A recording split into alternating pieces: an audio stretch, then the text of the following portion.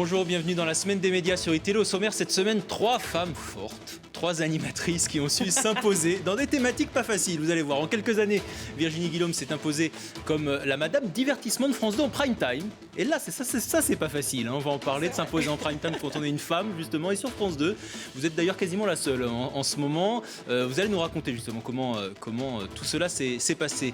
À vos côtés, face à vous plus exactement, Julia Foyce. Julia, vous présentez chaque jour Point G, ouais. Une émission sur le sexe, une émission sans tabou, une émission sur le Move, la radio jeune du groupe Radio France. Vous nous direz si le sexe est encore un sujet tabou dans les médias. On parlera ensemble. Et à vos côtés, une quasi-homonyme, Julia Vignali. Quasi, on va pas s'engueuler tout de suite sur l'orthographe de nos prénoms. Non, il y a Julia et Julia. Et voilà. Alors Julia, vous présentez chaque matin, bien sûr, les maternelles, c'est sur France 5. Une animatrice maman, une animatrice impliquée, et vous nous direz justement pourquoi. Et Julia, vous sortez tous les deux un livre dont on va parler, qui sont des continuités de vos émissions, hein, parce que ça parle du métier de parent, on peut appeler ça un métier. Du boulot, vous savez. C'est du boulot, oui, je sais un peu, oui, on pourra en parler si vous voulez. Oui. Combien d'enfants 3. Est-il avec un air désespéré? Oui. Mais il y a beaucoup de mamans, vous n'êtes pas maman, vous? Non. Bon, il y a 2 mamans en tout cas. Voilà. Allez, c'est pas ça dont on va parler, mais plutôt du j'aime pas. On démarre l'émission comme ça, j'aime pas.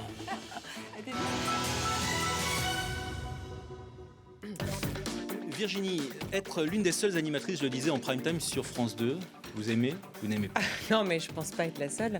Et ce qui est bien, c'est que ça se féminise. Non, en prime time, vous êtes quasiment la seule, il n'y en a pas beaucoup. Il y a Aïda Touiri qui a fait la victoire de la fête de la musique l'année dernière. Alessandra Sublet, mais qui fait peu de choses, là, parce qu'elle est aussi beaucoup impliquée ailleurs. On vous confie de plus en plus de prime time, donc vous aimez?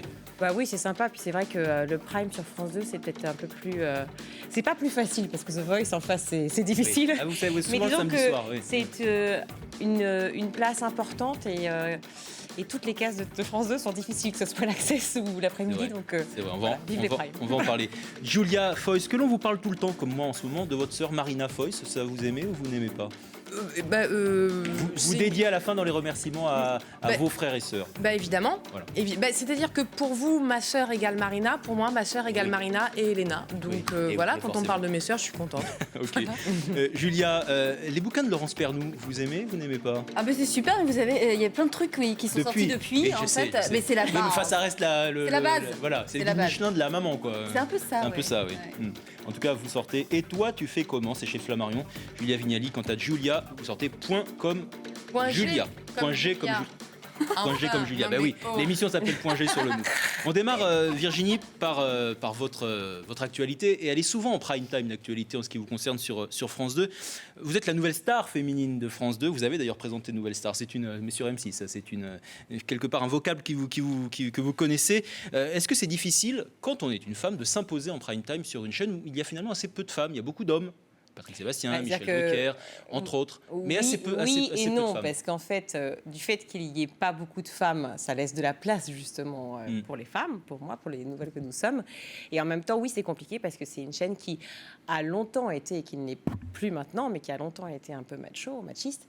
Et donc, c'était compliqué pour les femmes de s'imposer. Heureusement, certaines, comme Christine O'Krent ou d'autres, ont brillé à France Télévisions. Et donc, du coup, il y a longtemps, là, il y a prescription. Là, non, mais quand même, vous êtes vraiment...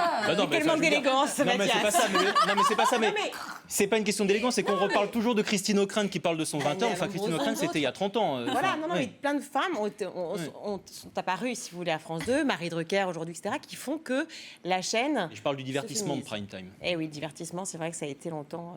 masculin, mais heureusement. Il y a un avis sur la question. Mais c'est fini tout ça, c'est fini. Ah vous, c'est pas le prime time, c'est 8h55 les maternelles. Ouais, et alors, vous trouvez que c'est un horaire pour les femmes? Non, justement. Non, moi j'adore faire la grasse mat, mais je me lève pour animer les maternelles. Oui, car c'est en direct. Non, vous vous levez pour accompagner vos enfants à l'école. Mais bien sûr. Après, non, c'est mon mari qui amène les enfants. Mais vous avez le sentiment... Après avoir fait la vaisselle... Enfin, j'ai dit les enfants, j'en ai qu'un en plus. Non, mais vous avez le sentiment que le prime time est un territoire masculin, Virginie?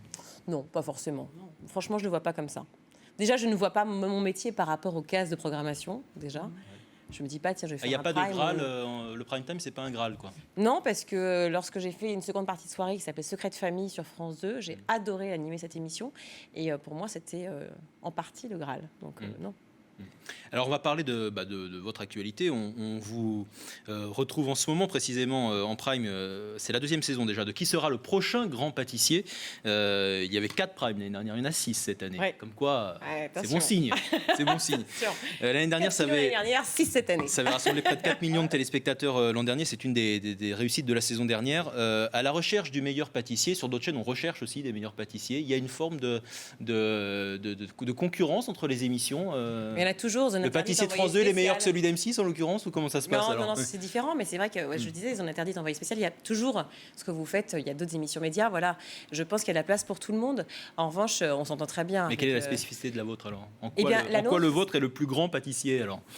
C'est un concours de jeunes pâtissiers professionnels, à la différence d'M6.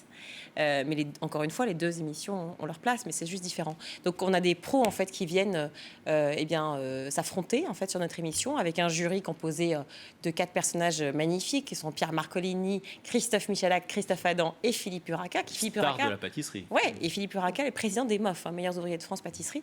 Donc tout ça est extrêmement reconnu par la profession. C'est fait dans la bonne humeur et en même temps dans quelque chose de juste qui. J'ai l'impression, alors je ne sais pas si je me trompe ou pas, mais que finalement ce concours, qui est un concours de télévisuel, c'est imposé comme un concours de pâtisserie au même rang que les autres, voilà, dans cette profession-là.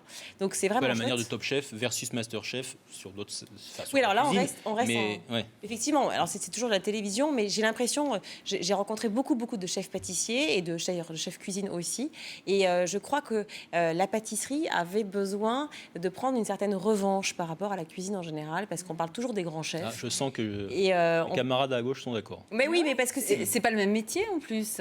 Non, c'est pas exactement le même métier, même si on est toujours dans la gourmandise, dans la saveur, dans le plaisir. Mais on a envie, tout d'un coup, lorsque on est à table aussi, de parler de. Mais alors, comment donner envie? Parce que les télécrochets, c'est-à-dire ceux qui testent des nouveaux chanteurs, là, tout le monde peut juger, tout le monde est apte à juger, puisqu'on entend. La pâtisserie et la cuisine, on peut pas goûter. Alors comment rendre un programme attrayant et attractif? Ce qu'on voit sur les images, ça a l'air un peu facile à faire. C'est vrai que c'est compliqué et en même temps, je pense que c'est justement le talent de l'image et le talent du réalisateur, Stéphane Méret, de pouvoir donner envie et donner faim déjà, et donner envie de se faire plaisir et de faire plaisir aux autres. Parce que la bouffe, c'est ça. Moi, j'adore cuisiner, j'adore recevoir des copains à la maison, la famille, plein de monde. Il y a toujours la place à la maison pour venir bouffer. Vous venez quand vous voulez.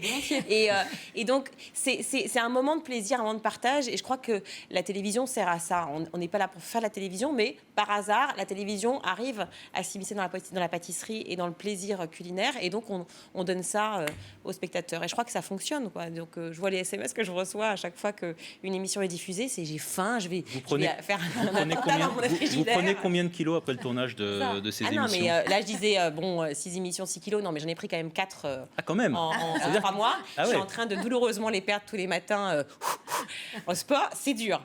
Mais oui, mais j'adore manger. Moi, je suis une épicurienne, une kiffeuse.